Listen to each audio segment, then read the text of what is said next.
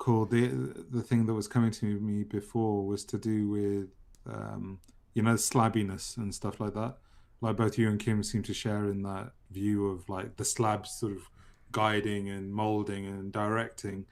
Um, and I wondered whether sort of like SINE sort of like believes in the slabbiness which is external to them, sort of like shifting and guiding them, whereas with NISC, the slabs are actually from within the self as opposed to from without the self moving the self.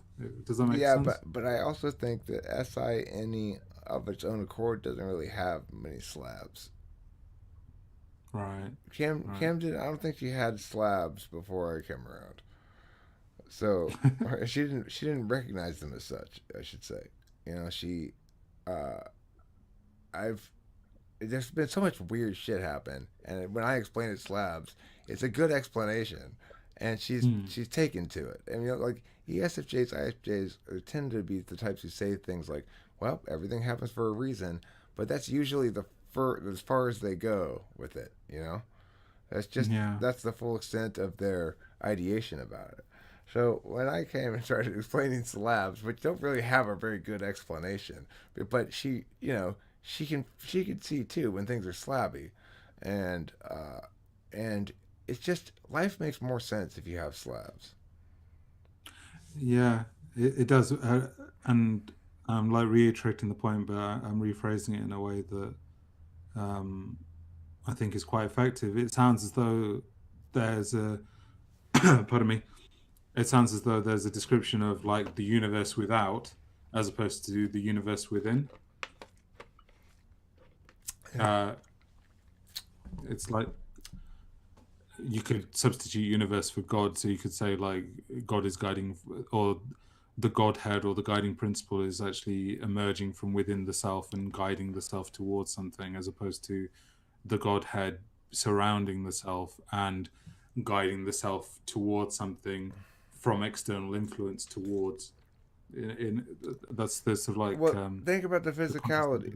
Think about where the physicality comes in for INFJ and ENTP. For INFJ, it Mm, comes in action. So you act physically in the world. Therefore, the metaphysics is within. But mm, I know physically of the world. So, on some level, the source of all the metaphysics is without. It's yeah, outside, you know, and so I assume that because I know from experience that my experiences are where meaning lies. mm, yeah. It's interesting because I was having a conversation very recently with somebody on TWFP. I can't remember who it was, but um, I was referring to spiritual traditions, and I wonder if like there's a dichotomy of spiritual traditions, one predicated upon SI and one predicated upon NI, and the SI spiritual tradition is that one is uniting with the all, whereas the NI spiritual tradition is that one is going into the nothingness. Um, so you know how spiritual traditions are always, they talk about unity being all and nothing. Maybe the all is, I don't know if I've got it the right way around, but maybe the all is SINE, whereas the nothingness is NISE, perhaps. Hmm. Well, I'm not sure about. I'm not sure about that, but I'm not disagreeing with it either. But I've noted in the past that like Zen meditation is clearly for NISE users. It's not for NESI users. Zen meditation, where Mm, you try to empty the mind and become one with the physical world like that, well, that's the wrong mm, way to do that for an NESI user. An NESI user becomes one with the physical world by having a nice bath, having a nice meal, shit like that, and experiencing the body in that fashion. And they don't shut down their mental processes because that's who they are. We're just, NI, it's feasible for an NI user to sort of lose the words and still know. But any users know through words. And so, yeah. I'm I'm not I mean, when you were speaking, something clicked in my head, but I'm not sure of it now because I was going to say it makes sense what you were describing because you're basically talking about NI bridging into ST. So meditation styles, there's a meditation where you focus on external sounds or something like that and fusing with that. Whereas there's another meditation style which is like the body-based mindfulness where you're trying to tap into the connection with the breath and sort of like I think it's called body scan. So like, how is that muscle feeling? How is that part of wherever it might be in the body That's is SI, feeling? yeah. Yeah, that's Yeah, so SI. that's SI, isn't it? I need to think about it more. But what was coming to me is surely with an NI user, um, there's like swimming in their NI. So divorcing from that is actually counter as a meditative state. Um, Mm. but I I understand the bridging aspect. I think that I think it's more like NI is able to get rid of language and still retain self in some regard that NE doesn't do. It's like Zen meditation may be difficult for both NI and NE users, but it's possible and satisfying in some sense for an NI user to attain this quiet state of oneness with the meanings of the world or something.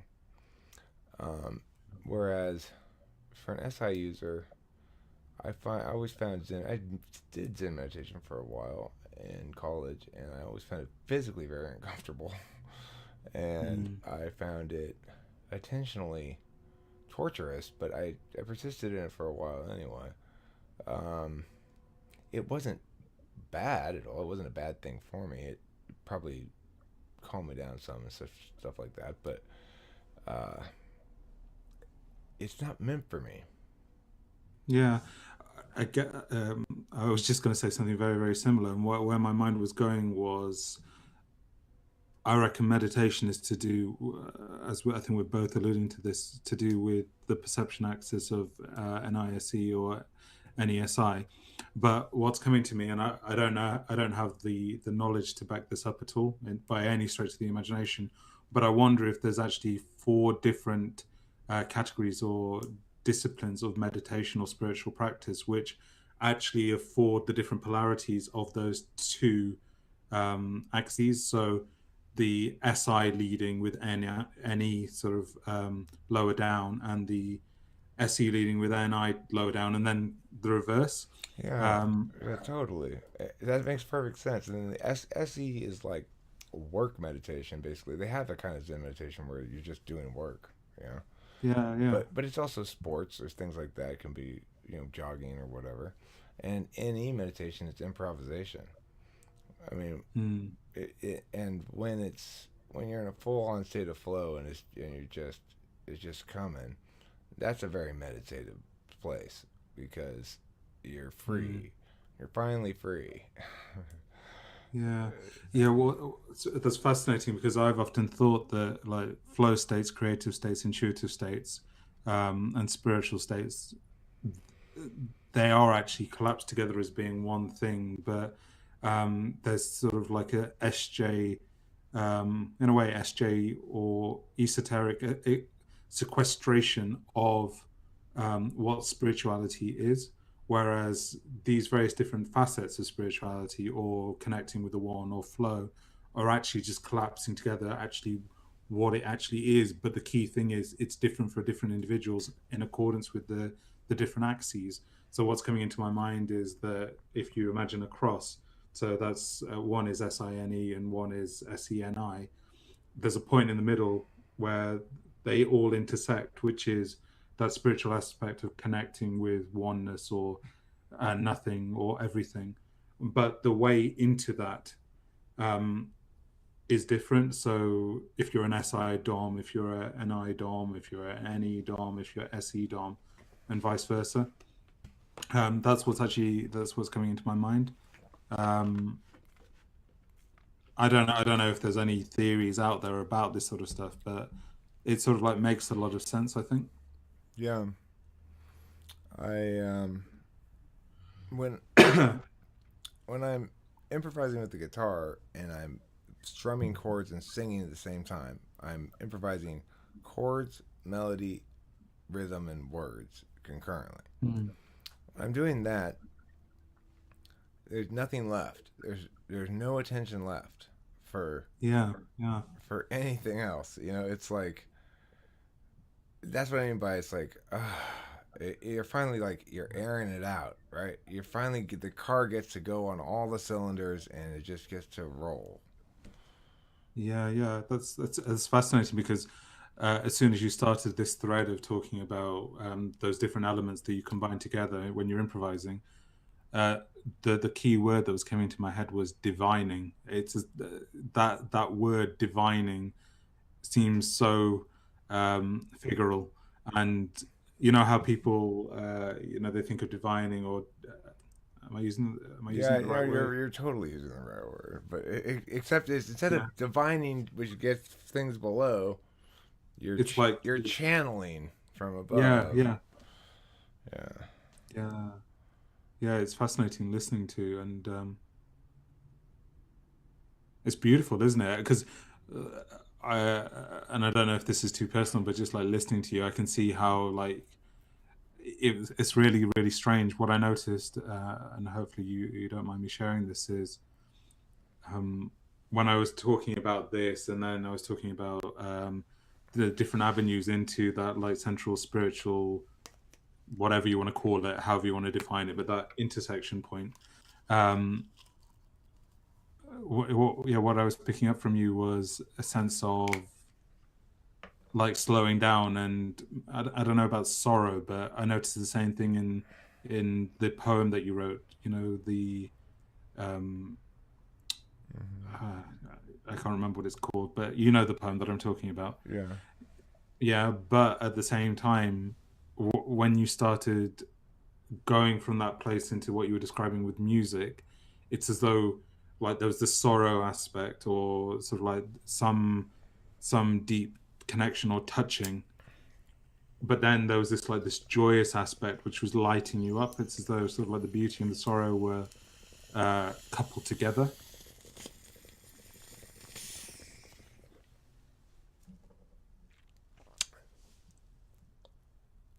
I I don't want to put emotions into your like or words into your mouth or whatever, but that's how it came across from like my end.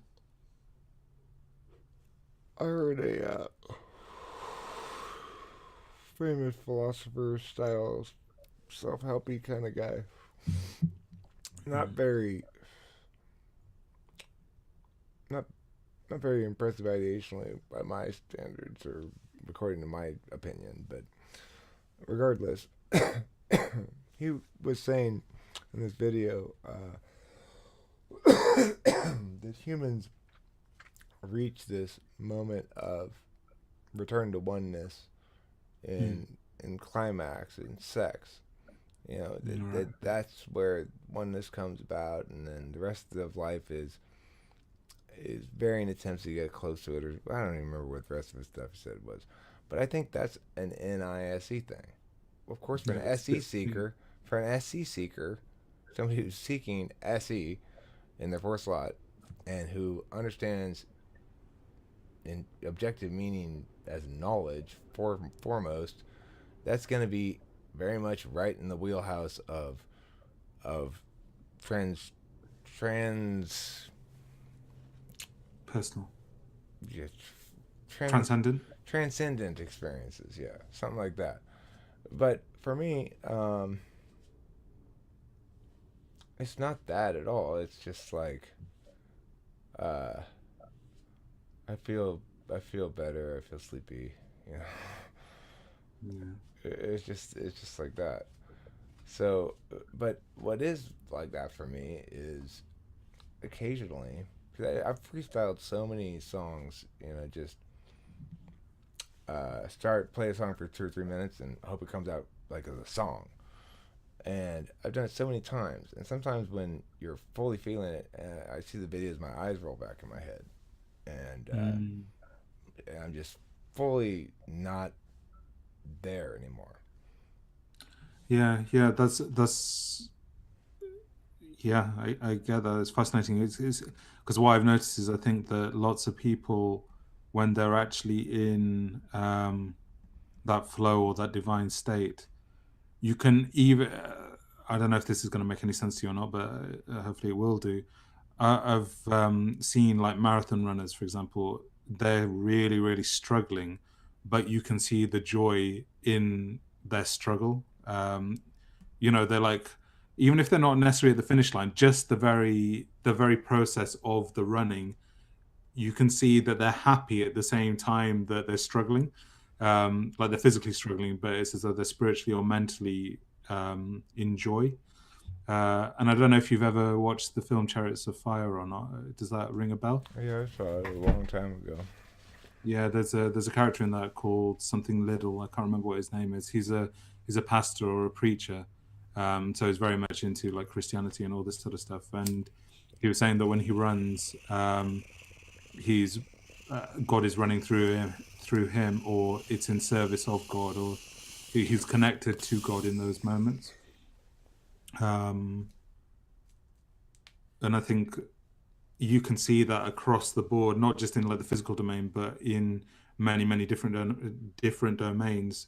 And what you just described is, to my mind, like listening in from the outside and imagining it, I could just sort of like see such a like a profundity, like a